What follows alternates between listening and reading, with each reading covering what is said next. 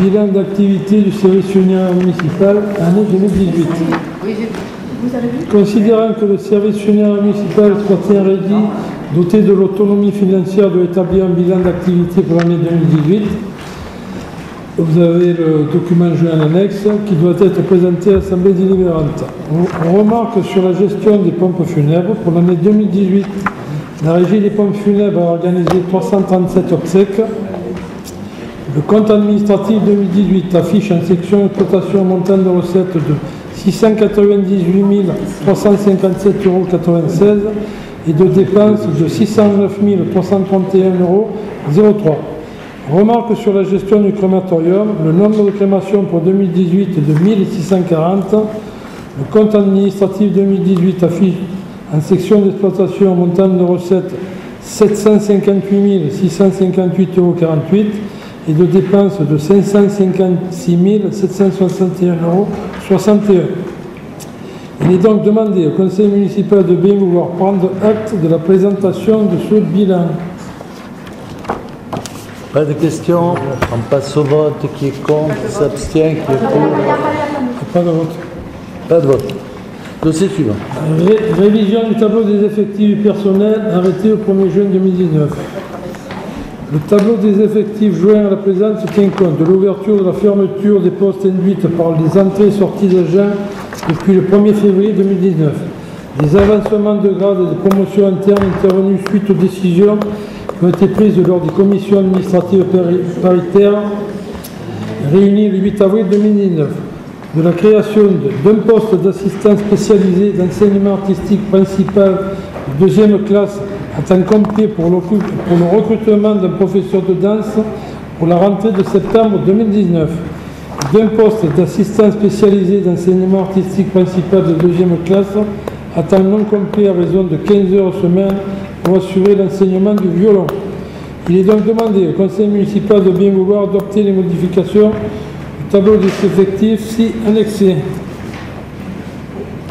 Est-il des questions? Oui. On a voté une délibération où il y avait la création donc, de la danse. Le professeur, vous le recrutez comment en fait? Sous quel statut?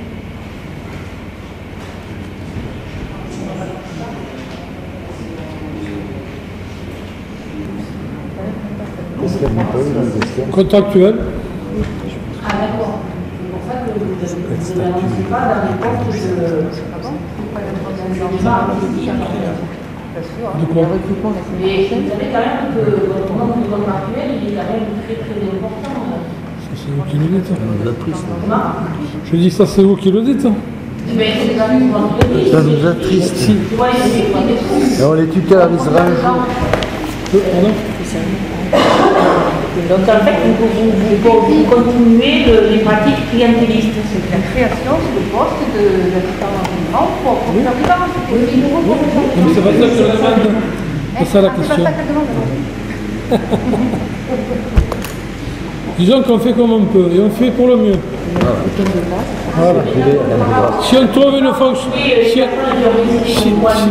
si on trouve une fonctionnaire, si on trouve une fonctionnaire, on prendra peut-être une fonctionnaire, mais pour l'instant, pour le recrutement, il faut un diplôme d'État. Mais là, je ne parle pas que pour les rôles de danse, je vous parle d'une manière générale pour l'ensemble des postes. Vous avez 5 pour masculin, il y en a pourtant.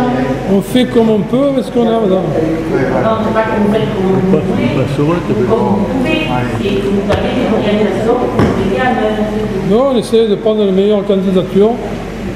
Ben, la preuve, c'est que la Chambre régionale des comptes met en avant le fait qu'on avait parmi les cadres. Ma grand-mère était... C'est bon? On passe au vote. Qui est contre, qui s'abstient, qui est pour. Le dossier est adopté, je vous remercie. Dossier numéro 15. Rapport annuel sur la délégation du service public du théâtre antique et du musée Espace. La reprise de la fréquentation touristique annoncée en 2017 s'est confirmée en 2018. Les fréquentations du théâtre antique et du musée ont été stables par rapport à 2017. Pénalisé par les travaux de restauration du théâtre initiés en 2017 et notamment la restauration du mur de scène sur le deuxième semestre 2018. Par ailleurs, la visite virtuelle du théâtre proposée en complément d'une visite traditionnelle dès le printemps 2018 a rencontré un vif succès auprès du public. La fréquentation totale s'est élevée à 165 093 visiteurs en 2018, soit une hausse de 0,2% par rapport à 2017. La fréquentation individuelle a augmenté de 2%, a subi une baisse de 2% et celle du groupe une hausse de 8%. La part des scolaires représente 31%, les groupes adultes 62% et la fréquentation gratuite 7%. La fréquentation des animations progresse par rapport à 2017. Il y a eu 4 animations, 2 privatisations du théâtre et un concert-spectacle. En 2018, le montant total des investissements s'est élevé à 155 263 € hors taxes, avec les aménagements du théâtre. Vous avez le tableau ci-dessous. Pour 2019, le montant prévu est de 94 000 € hors taxes. Je vous laisse le soin de regarder le compte rendu financier pour les tarifs. En 2018, le chiffre d'affaires a subi une augmentation de 7% par rapport à 2017. Les charges de fonctionnement ont augmenté de 44%, représentent 19% du chiffre d'affaires. Cette augmentation correspond à la mise en place en usine du matériel informatique lié au système de projection en réalité virtuelle. Les frais de personnel ont augmenté de 15%, toujours pareil pour la création d'un poste pour la visite virtuelle.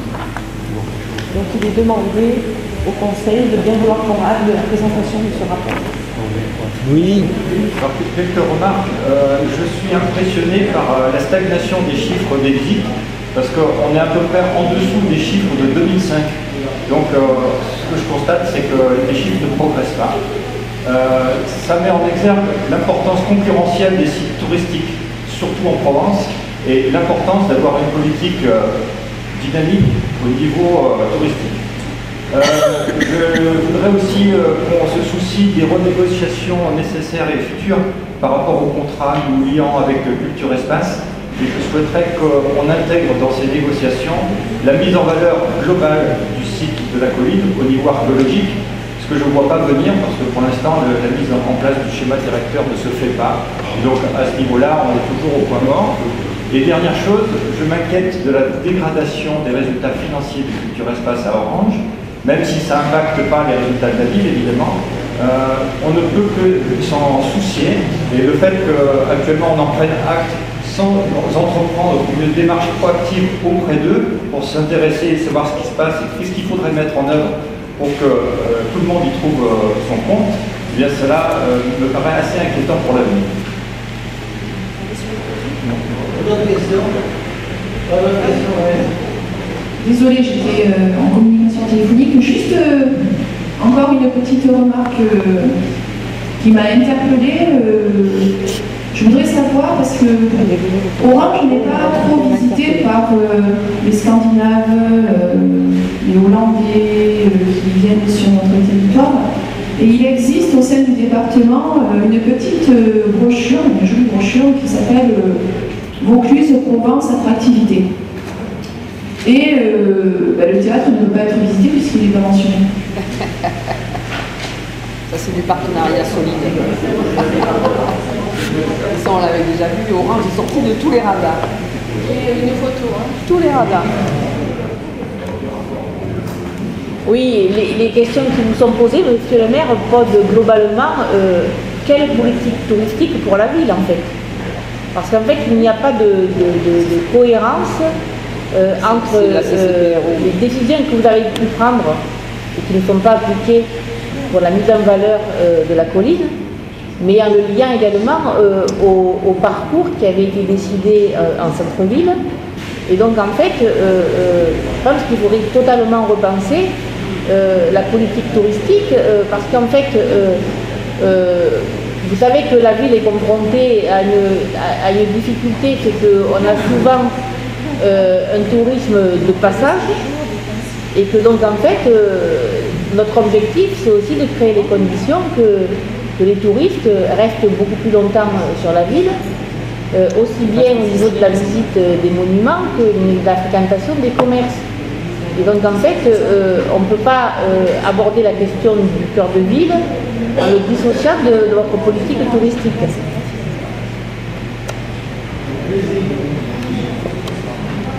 Juste pour un petit point de ponctuation sur ces interventions, Gilles Laroyenne a parlé d'une stagnation du nombre de visites. Ce n'est pas qu'une stagnation, que nous avons eu droit même à une diminution. Dans le contrat initial avec le délégataire, il y avait la promesse de doubler le nombre des visites et d'arriver à terme à 300 000 visites par an. Nous en sommes à 165 000 en 2018, avec une hausse, disent-ils, de 0,2% par rapport à 2017. La Chambre régionale des comptes, dans son rapport de 2001, vous demande de surveiller ce délégataire, et vous le rappelle dans le dernier rapport.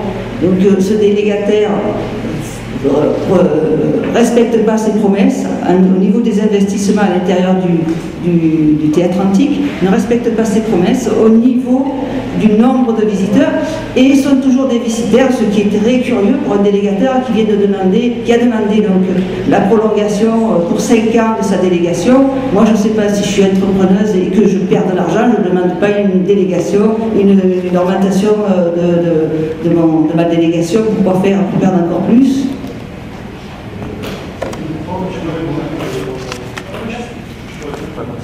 Oui, bien sûr. Madame Duer, vous déplorez le fait qu'il n'y ait pas un manque de tourisme du Nord. Il faut que vous alliez à l'office touristique, qui est juste à Pétaville. Les Hollandais, ce sont notre première source touristique. VPA n'est pas une brochure, madame, c'est un organisme départemental avec lequel nous étions en réunion hier. Oui, c'est pas une brochure. Vous êtes politique, vous devez le savoir.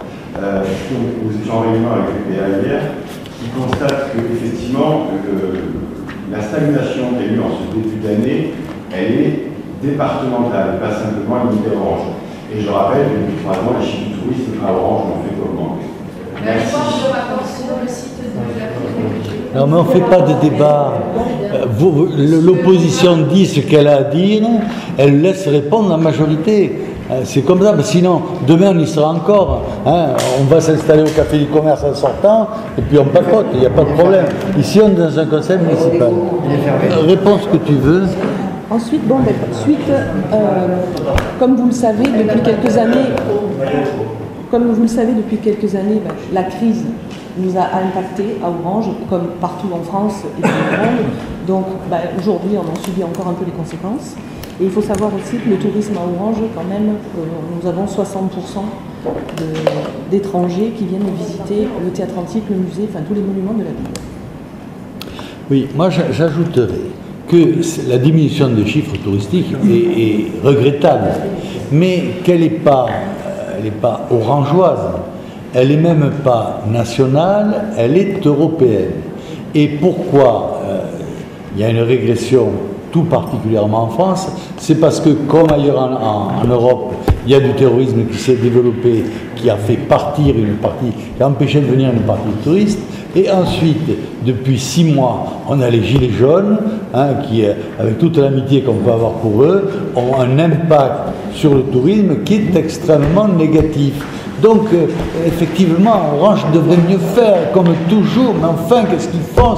Le maire, il fait rien, oh là là, ben oui, il fait ce qu'il peut avec ce qu'il a, et comme je le dis souvent, Orange est en France, Orange est en Europe, et dans ce qui se passe en France et en Europe, on le subit.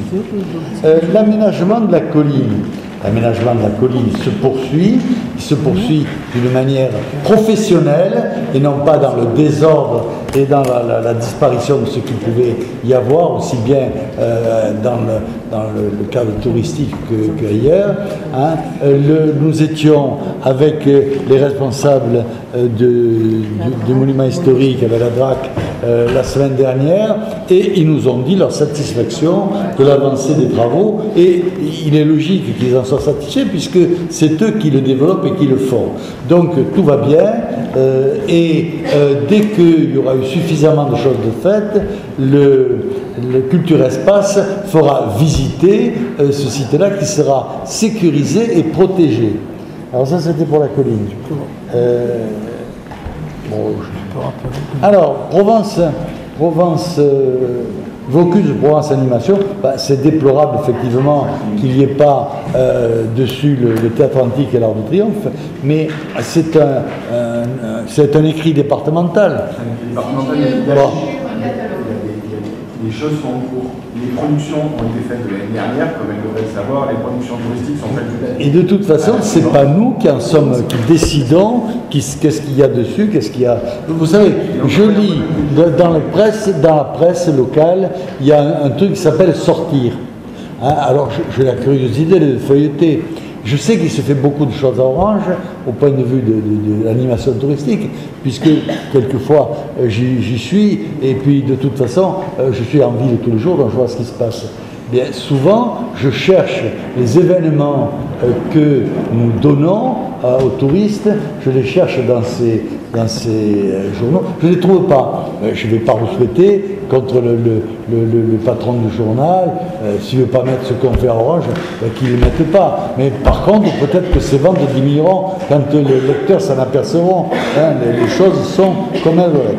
Alors, le parcours de la ville, il me semble, j'aurais aimé que tu répondes, parce que c'est le parcours touristique de la ville, où ça en est.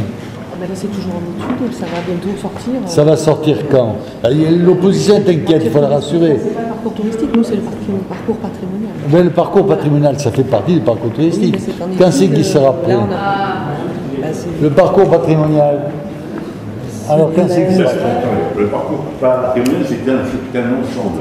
On a déjà sorti l'année dernière un parcours lecture de façade. D'accord. Quant au parcours patrimonial, il implique la révision et la rénovation d'un certain nombre de bâtiments, dont l'Hôtel-Dieu, monsieur le maire, dont je vous remercie pour le travail que vous avez fait sur les archives, et qui donc ne se fera pas ni en un an, ni dans 5 ans, mais dans 10 ans. Le parcours patrimonial, c'est une série de bâtiments qu'on doit remettre en état, dont le cours Saint-Florent, dont l'Hôtel-Dieu, par exemple, qui verra ses travaux s'étaler sur les 2 ou 3 prochaines années. Donc, le parcours patrimonial tel qu'il a été évoqué ici au sein du conseil municipal comprend le Théâtre Antique, l'Arc de Triomphe, le bois de Rostov. Bon, donc ça avance à la vitesse où cela peut avancer, parce qu'il semble que les chefs de service, ce n'est pas de baguette magique. Ce que je déplore hautement, peut-être qu'on va essayer de vous en acheter une, ça nous faciliterait les choses, et puis ça ferait plaisir à l'opposition. Ensuite, la dernière question, c'est les remarques de la Chambre régionale des comptes qui établissent que nous devrions doubler, ou que Culture Espace devrait doubler les visites. Alors, il faut dire que Culture Espace, je pense, fait ce qu'il peut, parce que c'est son intérêt d'augmenter la fréquentation, mais que, pour ma part, je lis avec beaucoup de soin les rapports de la Chambre nationale des comptes, la Chambre des comptes nationale, et cela fait à peu près 20 ans que la Chambre nationale des comptes dit que l'État doit s'arrêter d'emprunter, que l'État doit diminuer son déficit, et j'ai l'impression que ça ne se fait toujours pas, et même que le taux des emprunts augmente et que le montant du déficit augmente aussi. Donc je pense que la Chambre régionale des comptes émet un vœu idéal, un vœu idéalisé, qui est confronté aux réalités. Et effectivement, si les touristes avaient un peu plus d'argent, s'il y avait un peu moins d'insécurité, s'il y avait un peu moins de terrorisme en France, peut-être bien que le tourisme, tout naturellement, se développerait mieux. Parce qu'il est évident que quand un tourisme est volé, quand on lui tire son portefeuille de sa poche, ou quand il est violé, il y en a qui peuvent apprécier, mais tous n'apprécient pas, et certains ne reviennent pas. Et c'est bien dommage pour le tourisme, mais là, ça dépasse un peu nos compétences. Je crois avoir répondu à toutes les interventions, donc nous passons au dossier numéro 16. 16. Musée d'art et d'histoire d'Orange, restauration d'un lot de 45 céramiques. Cette nouvelle campagne vise à restaurer 45 objets provenant principalement de 3 sites, La Brunette, Saint-Clément et Pontillac. Il s'agit de céramiques des époques antiques et médiévales qui n'ont jusqu'à présent fait l'objet d'aucune restauration et n'ont de ce fait jamais été présentées au public. La prestation sera réalisée par un restaurateur habilité pour travailler sur des collections de musées de France. La procédure du marché public sera lancée après validation par la Commission scientifique régionale des collections du Musée de France. Le montant est estimé à 37 000 €. Restauration d'un lot de 24 lapidaires. La restauration de ce lot de 24 lapidaires viendra compléter celle des céramiques effectuées depuis 2017. Les pièces comme les frises des aigles feront l'objet d'une étude approfondie par Sorbonne Université afin de proposer un remontage plus fiable et plus complet, ainsi qu'une documentation scientifique importante. La procédure de marché public sera lancée après validation par la commission scientifique régionale pour un montant de 60 000 € TTC. Restauration d'un lot de 10 verreries. Ce lot de 10 verreries provient de la nécropole de Fourchevieille, mise à jour en 1999. Ce mobilier présent dans les tombes des défunts permet d'illustrer au sein du parcours du musée les rites et les croyances durant l'Antiquité. Le coût total de l'opération s'élève à 4 850 € hors taxe. Pour ces opérations, la ville peut obtenir des subventions auprès de la région PACA et d'autres organismes. Vous avez le plan de financement ci-dessous. Il est donc demandé au conseil municipal de bien vouloir approuver le projet de restauration suivant: un lot de 45 céramiques, un lot de 24 lapidaires, un lot de 10 verreries, d'approuver le plan de financement précité, de préciser qu'après l'approbation de ce projet de restauration et de son plan de financement, M. le maire prendra une décision pour solliciter des subventions auprès de la région PACA et d'autres organismes au niveau le plus élevé possible. Autoriser M. le maire ou l'adjoint délégué à solliciter l'avis de la commission scientifique régionale des collections du Musée de France, conservation et restauration, pour la restauration du lot de 24 lapidaires et du lot de 45 céramiques et de 10 verreries. Autoriser M. le maire ou l'adjoint délégué à signer tous les documents relatifs à ce dossier. A-t-il des questions? Pas de questions, on passe au vote. Qui est contre, s'abstient, qui est pour. Dossier est adopté, dossier numéro 17. Approbation d'une convention pour la commune d'Orange, le Centre national de la recherche scientifique et l'Université d'Aix-Marseille pour le suivi archéologique du chantier du théâtre antique. La ville souhaite s'appuyer sur l'expertise de l'Institut de recherche sur l'architecture antique IRA pour assurer une mission de suivi archéologique de ses travaux. Pour le suivi archéologique du chantier concernant les arcades à l'est et à l'intérieur du mur de Seine, il convient d'établir une convention entre la commune d'Orange et le CNRS AMBU.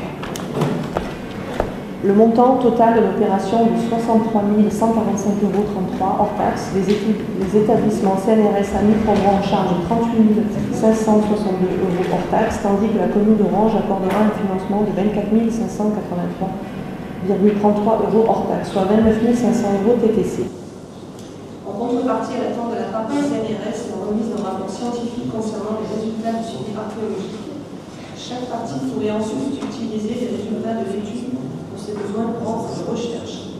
Il est demandé au conseil municipal de bien vouloir approuver les termes de la convention entre la commune et le CNRS pour le suivi archéologique du chantier du théâtre antique, ainsi que son financement s'élevant à 29 500 € TTC.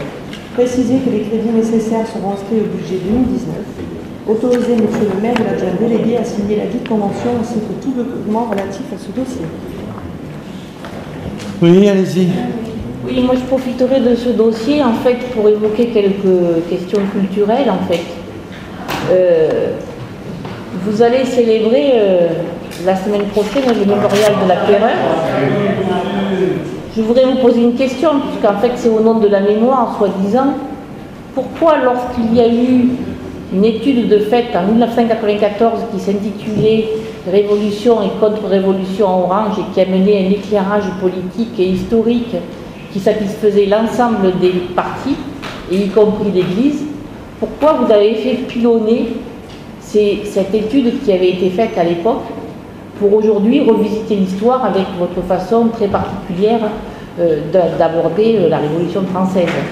Donc, mesdames et messieurs les élus, est-ce que vous êtes satisfaits et satisfaites que le maire ce dossier a été voté en conseil municipal. Ce dossier a été évoqué en conseil municipal. Alors faire attention aux mots de l'enfant. Ce dossier. Oui, exactement, je suis historienne, tu ne l'es pas. Alors, ce dossier. Il y a un problème pour la laïcité. Ah ben oui, et par qui elle va fouiller la laïcité sans commentaire. Par tous les partis, du gauche. Vous n'avez plus la parole. C'est hors sujet déjà ce que vous dites. Voilà, une élue vous répond. Oh, Mais il faut vous soigner, hein. La pathologie. Moi, je veux bien répondre à votre question. Encore faut-il que vous soyez poli. Mais les spécialistes, ça n'existe pas. Bon, alors, d'abord, ce dossier a été voté en conseil municipal. La statut a été votée en conseil municipal il y a 2 ou 3 ans, hein, largement. Donc, on a abordé largement ce dossier. Mais c'est bien volontiers que j'y reviens. Des familles de descendants des martyrisés, hein, des 334 martyrisés d'une manière tout à fait scandaleuse, puisqu'ils n'avaient rien commis aucun délit, demandent qu'on fasse quelque chose. Donc au départ, on avait pensé faire sur une stèle, mettre les 334 noms. Et puis on a regardé où on les mettait, ça d'un côté du théâtre antique, de l'autre côté du théâtre antique, ça donnait rien. Donc on a fini par éclore l'idée de faire un monument. Donc on a lancé un concours, c'est passé encore entre vos mains, vous avez pu en débattre. Ce concours a donné deux projets très intéressants les deux, et on a choisi celui qui nous paraissait le plus beau, qui ne coûtait pas plus cher que l'autre d'ailleurs. Donc ce projet va être installé le mois prochain, et c'est vrai que ce projet lance un coup de feu, un coup de sunlight sur ce qui s'est passé à Orange à l'époque de la terreur, en rappelant que cette époque de la terreur a été le foyer, le début du terrorisme. Hein, ça a lancé le terrorisme dans le terrorisme moderne, parce qu'il a quand même toujours plus ou moins existé, mais ça a lancé le terrorisme moderne qui s'est développé depuis lors, puisque la révolution communiste, que vous aimez beaucoup, disait très clairement qu'elle s'inspirait du terrorisme révolutionnaire français dans l'établissement de la terreur sur l'URSS, que l'Indochine a fait pareil, que la Chine a fait pareil. Donc il y a un événement qui est intéressant, qui s'est passé à Orange, et c'est bien volontiers que nous participons à la réparation et de cet acte abominable et de l'occultation qui est faite dans les livres historiques sur cette époque très noire de la Révolution. Et nous acceptons tout dans ce qui est notre histoire, les bons comme les mauvais, et nous tenons à ce que tout soit éclairé avec la même objectivité, et c'est pour ça que nous faisons ça. Non, on ne va pas installer un débat là-dessus. Non, on arrête. On ne va pas passer l'hiver là-dessus. Hein. Les tribunaux populaires, il n'y en a plus à ce moment. Hein. Alors vous n'allez pas les recréer, il y en a eu assez en URSS et assez à Orange. Donc vous n'allez pas recommencer à les créer. Hein. Je sais que ça vous émoustille, mais ce n'est pas le lieu, ni l'heure. Hein. On verra demain, peut-être que vous allez le rétablir. Le terrorisme se développe en France avec vos amis, donc peut-être ça va se développer effectivement. Pour le moment, on n'en est pas là. On en est à autre chose. Alors, on passe au vote. Qui est contre, qui est pour le dossier de Jean Nancy, dossier numéro 18. Le dossier numéro 18 concerne l'attribution d'une subvention exceptionnelle à l'Union sportive du Grèce d'un montant de 1 000 €. Alors, pour tout dire, les services ont fait une erreur dans le moment de l'élaboration du dossier d'attribution de subvention. Normalement, le Grèce aurait dû avoir 7 000 € et on leur a donné que 6 000 €, donc on rectifie l'erreur et voilà. Qui est contre, qui s'abstient, qui est pour de cette adoption générale, dossier numéro 19. Le dossier suivant concerne la convention d'objectifs et de moyens avec les associations suivantes: Foulée Orangeoise, Rugby Club Orangeois, Club Alpin Français Orange Rêve, Club Ponchiste Orangeois, Mistral Club Orangeois et les Apleureurs. Voilà. Allez-y. Vous n'avez pas répondu, monsieur le maire. Non, mais vous nous cassez les pieds maintenant. Hein. Vous nous cassez les pieds. Vous nous cassez les pieds. Vous nous cassez les pieds. Vous nous cassez les pieds. Vous nous cassez les pieds. Hein, vous n'avez pas la parole. On passe au vote. Qui est contre, qui s'abstient, qui est pour. Le dossier est adopté. Merci. Dossier numéro 20. Alors, le dossier numéro 20, approbation du projet éducatif des accueils de loisirs dans les restaurants de la ville d'Orange. Donc je pense que c'est un projet que tout le monde a pris à cœur, a vu. Donc tout simplement, je vous demande, le conseil municipal qui vient vouloir approuver le projet éducatif des accueils de loisirs, de décider son application à compter du 1er septembre 2019, d'autoriser M. le maire ou l'adjoint délégué à signer tout document relatif à ce dossier. Est-ce qu'il y a des questions? Oui. J'ai pas le micro. Merci. J'ai juste une petite question par rapport à ces accueils de loisirs sans hébergement de la ville d'Orange. Je voudrais savoir où c'est que je pourrais trouver le nombre de places qu'il y existe par structure sur ces accueils de loisirs. Merci.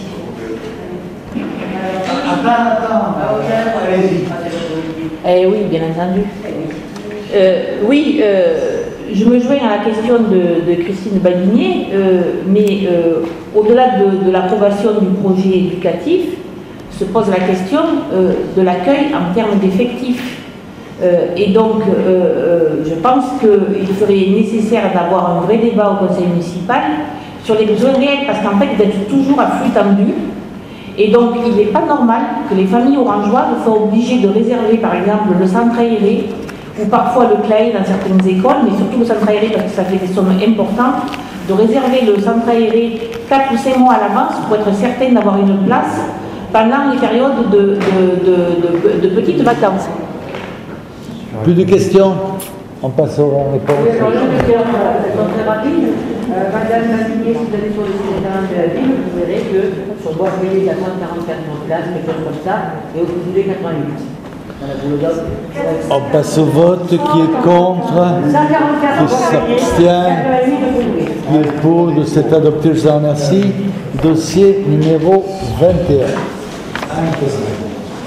Alors, il s'agit d'une demande de remise gracieuse qui concerne la comptabilité du trésorier principal. Donc notre ancien trésorier qui était là de 2014 à avril 2018 a été mis en cause lors du contrôle de la CRC pour défaut de justification de dépenses d'un montant de 7 175 €. La CRC note qu'il n'a pas manqué à ses obligations de contrôle hiérarchisé de la dépense et que cela ne porte pas préjudice à la commune. Dès lors, la réglementation l'autorise à déposer une demande de remise gracieuse auprès de la DGFiP avec avis de la collectivité.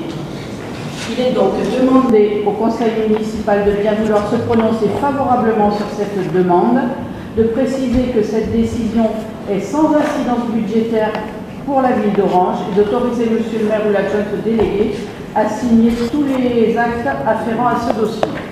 Y a-t-il une opposition ou une question? Non. Qui est contre? Qui s'abstient? Merci. Dossier numéro 22. Le dossier numéro 22, c'est la première décision modificative du budget de la ville.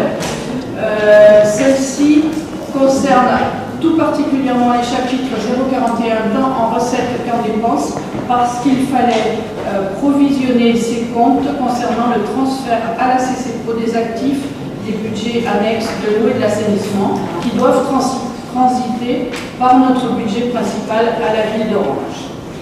Il est donc demandé au conseil municipal de bien vouloir approuver ces modifications et d'autoriser monsieur le maire ou l'adjoint délégué à signer tout document afférent à ce dossier. Pas de questions? Qui est contre? Qui s'abstient? Merci beaucoup. Dossier numéro 23, Catherine Gaspard. Oui, donc il s'agit d'adopter le bilan d'activité du service de transport TCVO de l'année 2018. En bref, je dirais que c'est 8% de fréquentation en plus malgré les gilets jaunes en novembre-décembre, 8% de recettes en plus et une nouvelle ligne, la ligne numéro 4. 2 bus sont arrivés en fin 2018, un en octobre et l'autre en décembre. J'ai dit. J'attends vos questions. Alors, je voulais vous féliciter pour la qualité du contenu. Vraiment, il y a un effort de transparence qu'il faut saluer sur ce rapport. Donc ça, c'est un aspect extrêmement positif. Ensuite, je voulais attirer votre attention sur les bus. Évidemment, je pense qu'il faut tendre vers la différenciation de la taille des bus. Actuellement, on a des bus qui sont à taille standard, on va dire, qui sont confectionnés pour des grandes villes, et je pense que c'est inapproprié pour notre ville. Enfin, je voulais attirer votre attention sur l'iconographie. Alors ça peut paraître anecdotique, mais page 38, vous avez une photo avec 2 bus rutilants en flambant neuf, et devant le parvis du Théâtre Antique. Alors il y a 2 remarques par rapport à cette photo. D'abord, les bus sont garés à cheval sur la chaussée et le parvis, donc le stationnement de ces bus est en soi-même dangereux pour la circulation. Et deuxièmement, le bus est stationné à cheval sur le passage piéton. Et je trouve que c'est ahurissant qu'il n'y ait personne qui ait relu et qui ait vu qu'on était en train de mettre dans un rapport officiel une photo avec une infraction qui est passible d'une amende de 135 €. Et je me dis, c'est la différence entre vous et moi. Vous voyez, moi je regarde. Voir, c'est la démonstration. Et c'est faire le travail de la glorification, de la puissance. On achète des bus, regardez. Mais en fait, ce qui compte, c'est la vie des citoyens. Ce qui compte, c'est l'invisible. C'est le piéton qui est justement pas là, qui n'est pas sur la photo, qu'on ne voit pas, et dont on s'intéresse pas du tout à la vie. Donc je trouvais que c'était intéressant. Il n'y en a pas un qui a vu cette énorme coquille de laisser passer ça.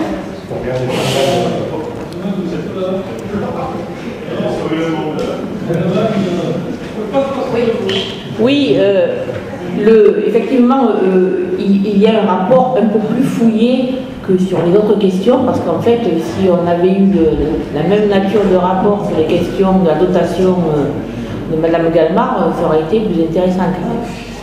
Mais il est vrai que c'est plus facile de comptabiliser les gens qui montent et descendent dans les cars que ceux qui relèvent de l'insertion sociale et du rétablissement de l'égalité des droits.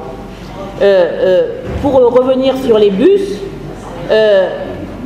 vous faites la démonstration avec l'augmentation de la fréquentation et l'augmentation des recettes que effectivement le fait de commencer à avoir une vraie politique de transport urbain permet effectivement d'augmenter la fréquentation.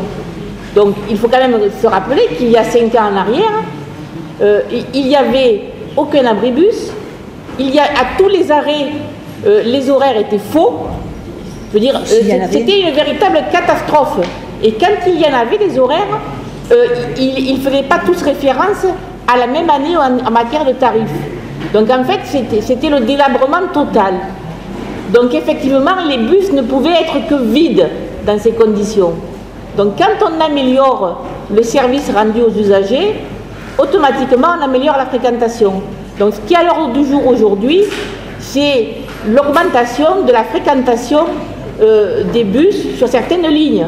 C'est indispensable. Juste pour répondre à M. Laroyenne. Attendez, il y a d'autres interventions parce que c'est pas. Non, d'accord. Avec l'excédent budgétaire. Oh là là là. C'est une réponse à M. Laroyenne. Mais il faut vous soigner. Une réponse à M. Laroyenne pour la photo. Donc la photo a été prise pour les bus parce que le théâtre antique est très, très connu et c'est l'image simplement. Ça n'est pas pour montrer le stationnement des bus puisque les bus sont interdits. Ils ne peuvent pas stationner devant le théâtre antique. C'est simplement l'image que l'on voulait donner, comme quand on photographie devant l'Arc de Triomphe. C'est pareil. On a 2 images importantes, l'Arc de Triomphe et le théâtre antique. C'est uniquement ça. C'est pas pour montrer le stationnement. Alors donc, pour répondre un petit peu, 2 petits bus sont arrivés en janvier, vous les voyez, ils passent dans toute la ville. Il y a eu donc, ensuite, oui, je voulais quand même préciser, parce que tout à l'heure a été dit quand même un petit peu n'importe quoi comme à l'accoutumée, que la taxe transport ne sert pas à financer uniquement les gens qui vont à leur travail, puisqu'elle sert, et c'est comme toute phrase, elle sert à financer les transports en commun. Elle sert à financer les transports en commun, donc les élèves qui vont en cours, les personnes qui veulent aller faire leurs courses, les personnes âgées qui n'ont pas de moyens de locomotion, d'ailleurs, je dirais également un petit mot parce que Madame Ladigné a marqué dans son blog que une Transpambus c'était illégal de ce fait. Non, ce n'est pas illégal. Il y a quand même eu pour la première soirée, avec une communication qui n'était pas encore suffisante, plus de 130 usagers, donc on peut s'en féliciter. Également dans votre blog, Madame Ladigné, vous mettez qu'on va faire fondre notre excédent par rapport à l'achat de bus électriques.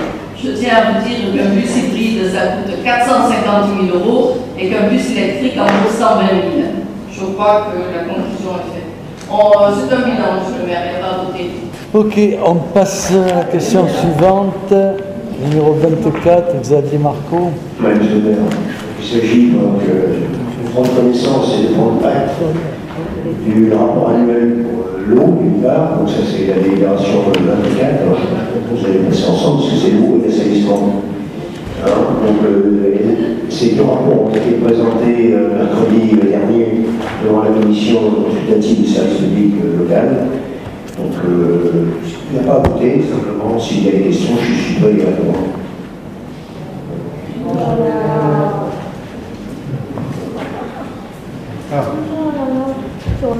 Merci.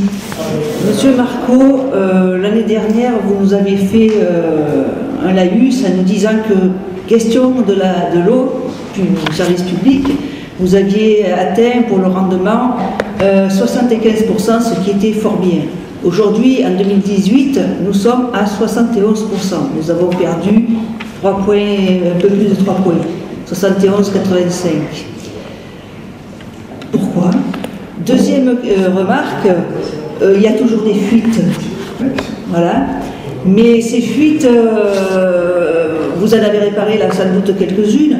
Elles ont donné lieu à des travaux. Vous avez fait un travail là aujourd'hui sur le...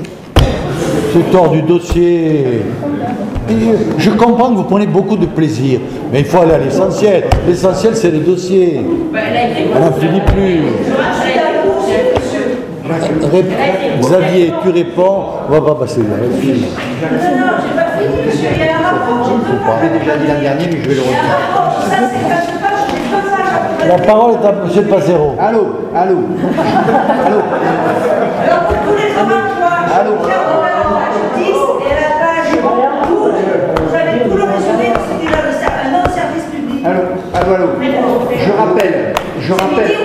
Je rappelle quand même à l'opposition que cette commission consultative des usagers, au cours de laquelle est présenté tous les rapports annuels des services délégués, il y a un représentant de l'opposition qui a été élu et qui s'appelle Alexandre Houpert, ok, d'une part. D'autre part, mais c'est Alexandre Houpert, ok, le représentant de l'opposition. Il n'est jamais...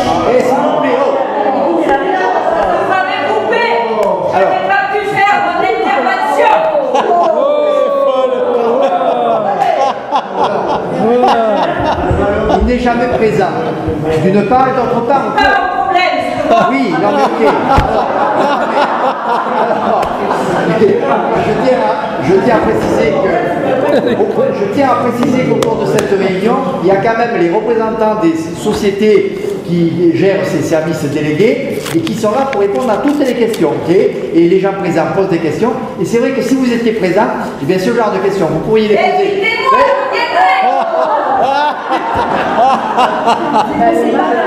Ne criez pas, vous allez vous faire mal à la gorge.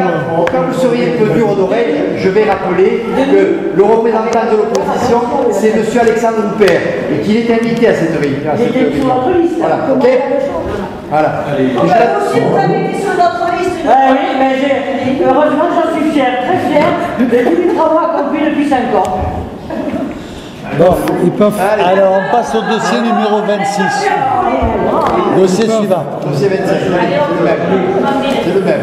Oh, portez pas, ça vous budget annexe de l'eau.